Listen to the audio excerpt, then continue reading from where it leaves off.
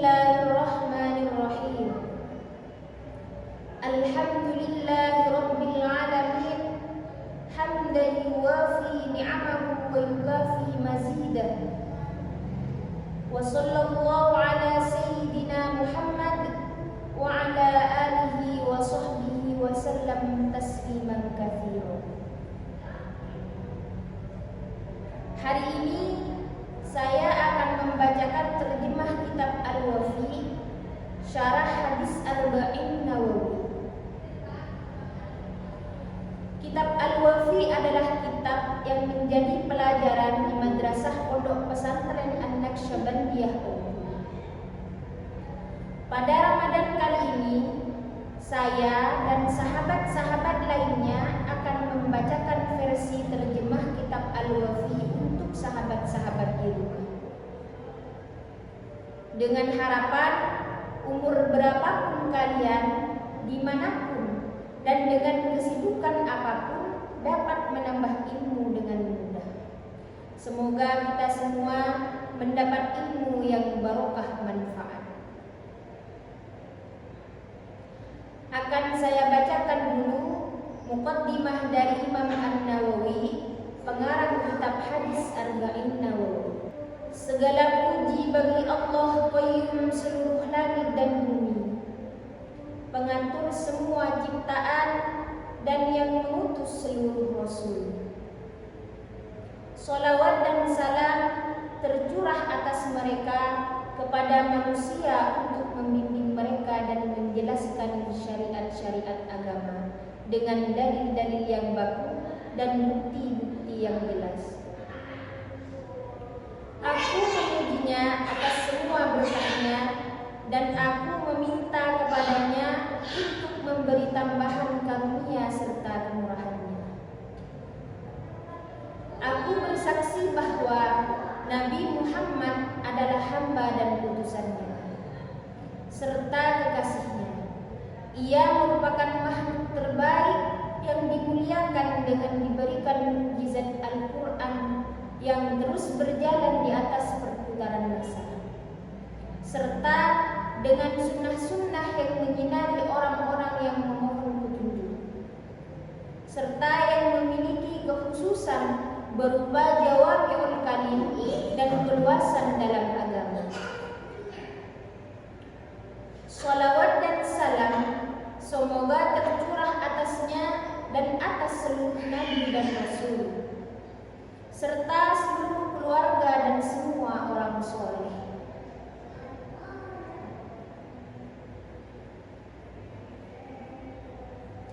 Telah diriwayatkan kepada kita dari sahabat Ali bin Abi Thalib, Abdullah bin Mas'ud, Mu'ad bin Jabal, Abu Darda, Ibnu Umar, Ibnu Abbas, Anas bin Malik, Abu Hurairah, dan Abu Sa'id Al-Khudri dari jalan yang sangat banyak serta riwayat yang berbulan-bulan.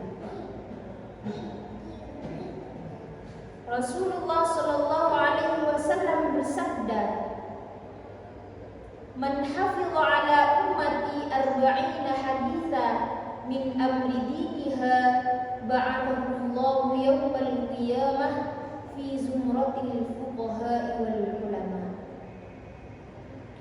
Barang siapa yang menjaga untuk umatnya 40 hadis yang menjelaskan perkara agama mereka, maka pada hari kiamat kelak Allah akan membangkitkannya bersama golongan ahli fikih dan ulama.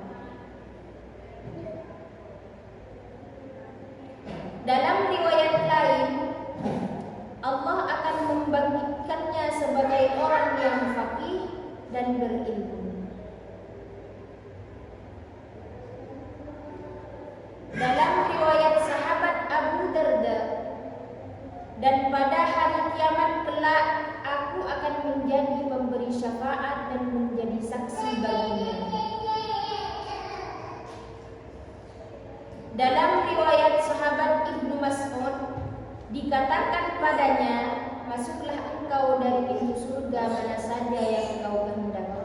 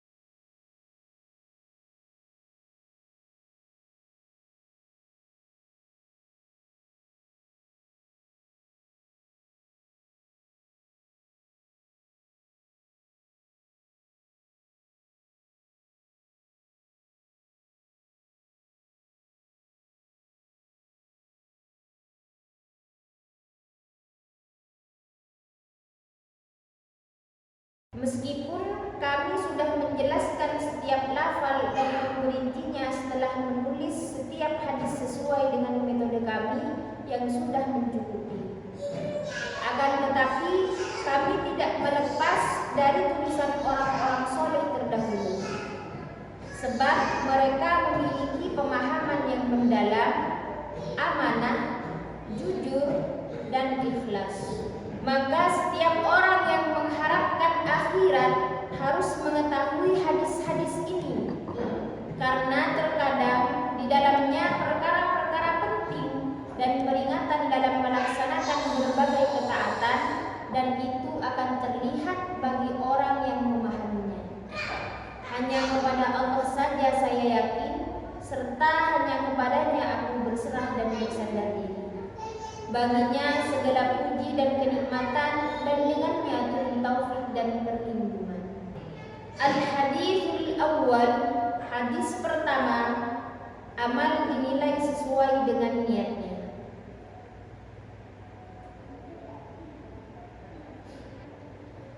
An Amiril Mukminin Abi Hafsin Umar bin Khattab radhiyallahu anhu qala Sami'tu Rasulullah sallallahu alaihi wasallam yaqul Innamal a'malu binniyat wa innama likulli imri'in ma nawa Faman kanat hijratuhu ila Allah wa rasulih fa hijratuhu ila Allah wa rasulih wa man kanat hijratuhu lidunya yusibuha aw imra'atin yankihuha fa hijratuhu ila ma hajara ilaihi. Rawahu Imam al-Muhaddatsain Abu Abdillah Muhammad bin Ismail bin Ibrahim bin Mughirah bin Bardisbah al-Bukhari wa Abul Husain Muslim bin Hajjaj bin Muslim al-Qushairi an-Naisaburi fi sahihihima alladaini huma asahhul kutubil musannafah.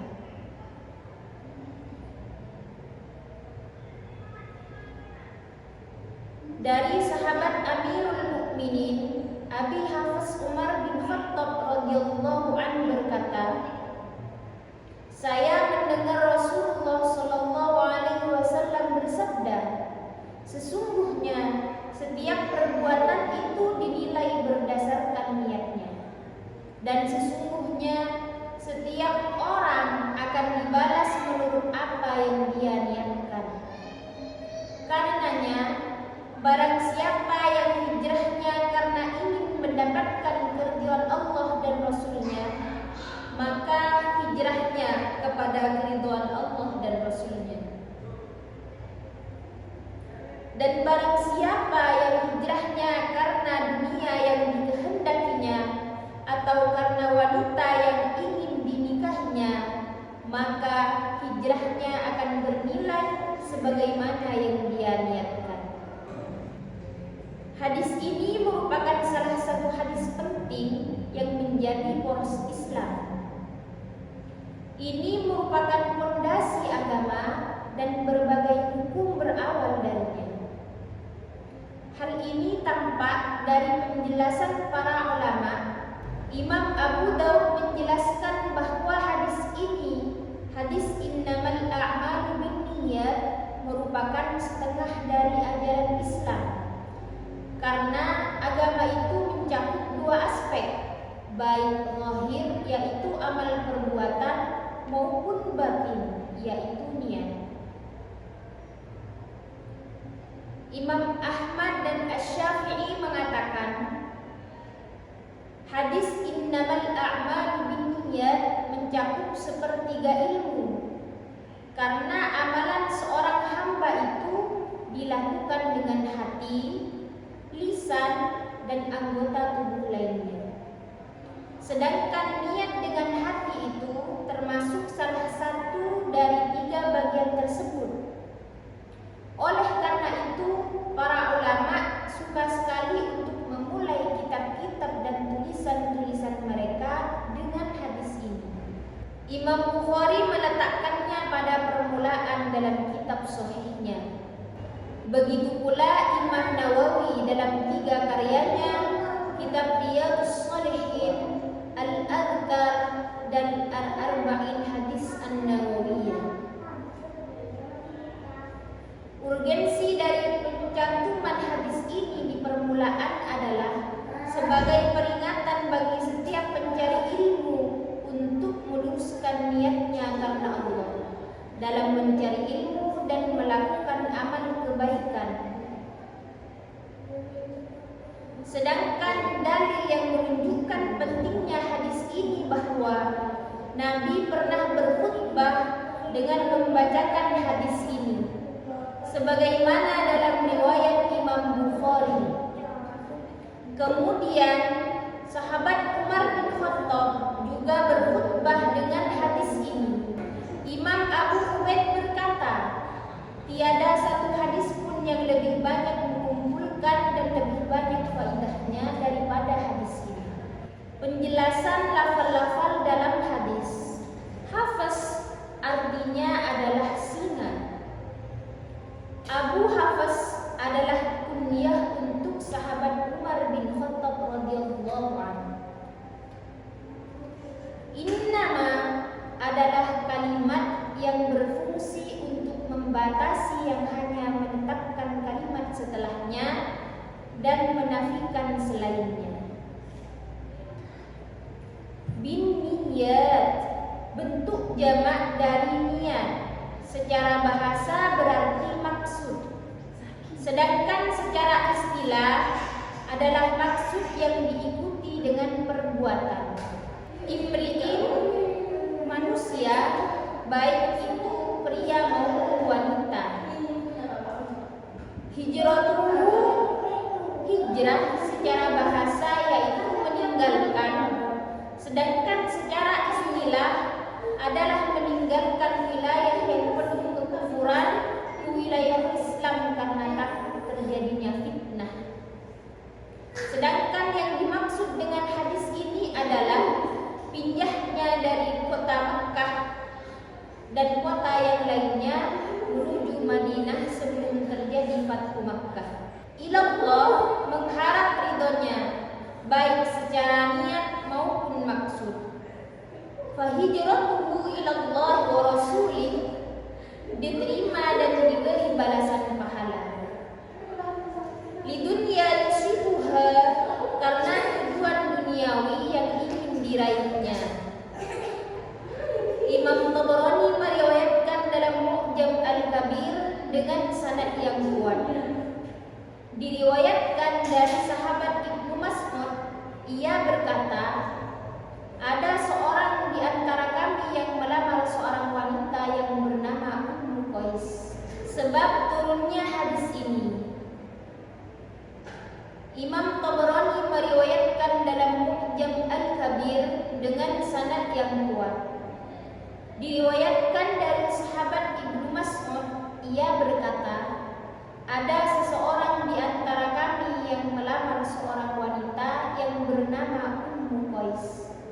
Namun ia menolak untuk menikah dengannya kecuali jika laki-laki tersebut mau berhijrah.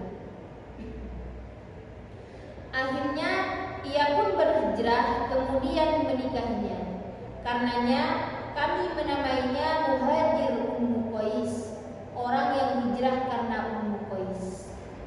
Imam Sa'id bin Mansur meriwayatkan dalam sunannya dengan sanad yang sahih berdasarkan syarat Syaikhain Imam Bukhari dan Muslim.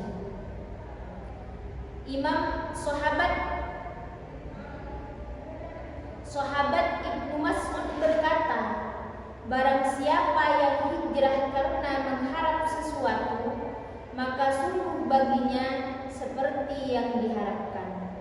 Seperti seorang pria yang berhijrah karena ingin menikahi seorang wanita yang terkenal dengan nama Ummu Qais, maka ia dipanggil dengan nama Muhajir Ummu Qais. Para ulama sepakat bahwa amal yang dilakukan oleh orang-orang beriman yang sudah baligh tidaklah ada nilainya menurut syariat dan tidak mendapatkan pahala karena mengerjakannya. kecuali dilandasi dengan niat.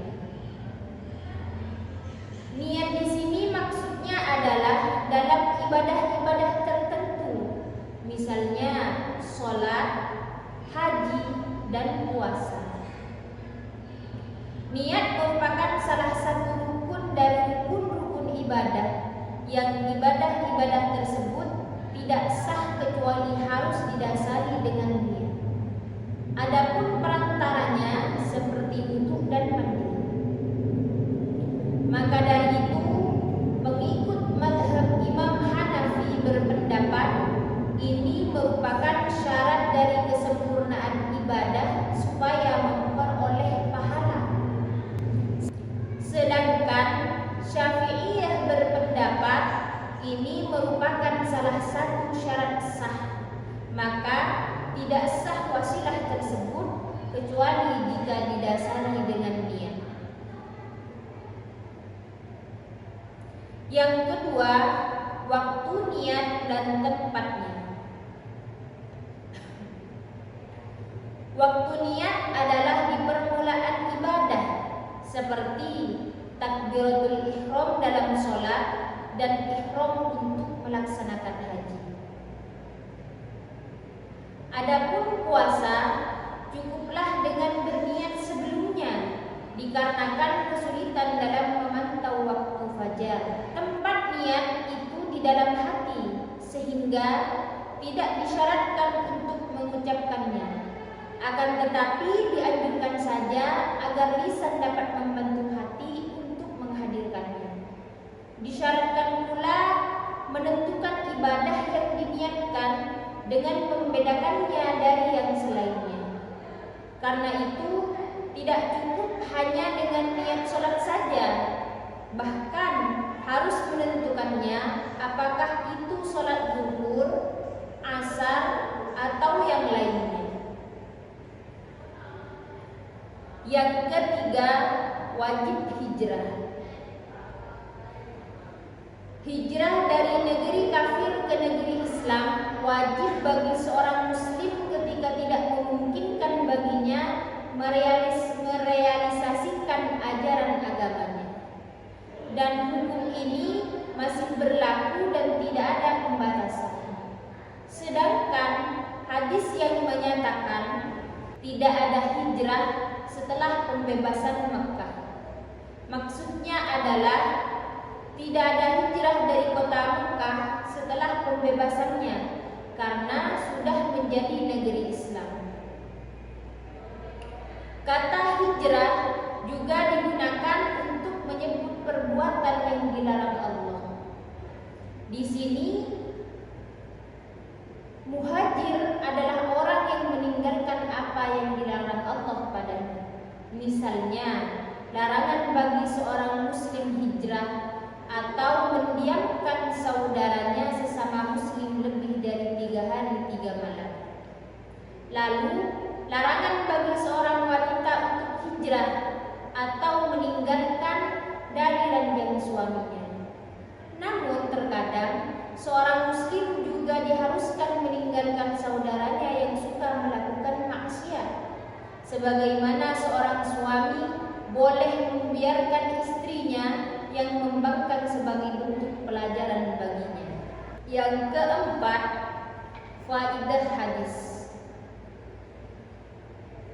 Hadis ini berfaedah bahwa seseorang yang berniat melakukan amalan soleh lalu ia mendapatkan halangan yang tidak dapat ditolaknya, baik berupa sakit maupun karena meninggal, maka sesungguhnya ia mendapatkan pahala atasnya. Imam Baidawi berkata, seluruh amal itu tidak sah bila tanpa didasari niat. Karena ketika sudah berniat kemudian tidak mengerjakannya, ia mendapatkan pahala atas niatnya. Maka dari itu, amalan yang tidak dilandasi dengan niat akan sia-sia. Niat dalam sebuah amal seperti ruh dalam sebuah jasad.